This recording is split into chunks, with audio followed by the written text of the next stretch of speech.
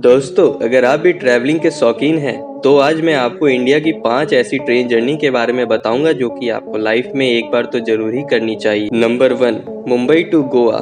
बीच के नज़ारे आपका दिल खुश कर देंगे। नंबर 2 पर है हिमालयन क्वीन, कैलका टू शिमला। और इसी तरह नंबर 3 पर है Darjeeling Himalayan Railway, Jalpaiguri to Darjeeling तक का सुहाना सफर। नंबर 4 पर है Desert Queen, Jodhpur to Jaisalmer, बिल्कुल रेत के मैदान के बीचों बीच। और नंबर 5 पे है पाम्बन ब्रिज, रामेश्वरम।